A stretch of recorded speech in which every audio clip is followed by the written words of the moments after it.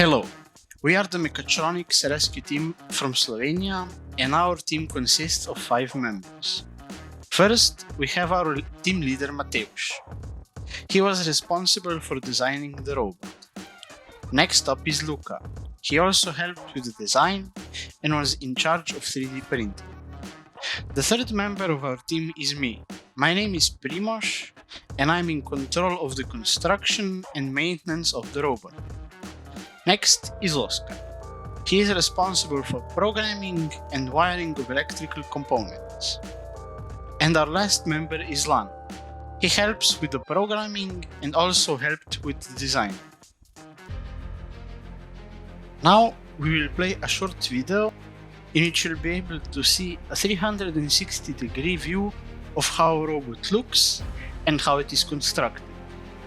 It was designed in a 3D modeling program called SolidWorks, where we also made the video.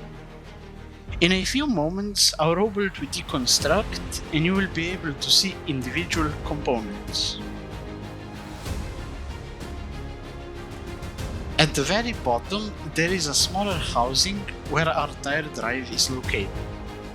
The tires are meant to be used on long and straight surfaces, which gives us faster travel times than Caterpillar tracks would. At the top of the housing, there are 2 trapezoidal threaded nuts, which serve the purpose of lifting and lowering the tire drive. Here you can also see the Caterpillar tracks, how they are made, and how they are attached to the robot.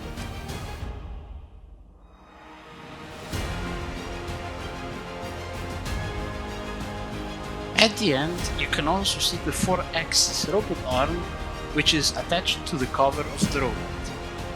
The arm is used for lifting and moving smaller objects, turning valves, and pushing buttons. In conclusion, we gave the robot 3 major upgrades.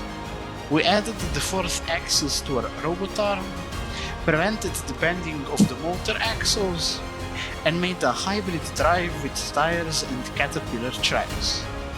We also made it possible to change our drive on the go, which was one of our goals. In the next few pictures, you will be able to see the previously mentioned improvements in detail. Here you can see how we prevented the bending of the motor axles. We used a gear transmission to reduce the forces pushing on them. The mechanism for lifting and lowering the tire drive can be seen on the picture shown.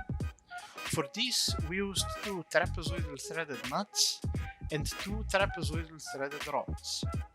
The top ends of the rods each have a gear on them, which are rotated by the gear in the middle.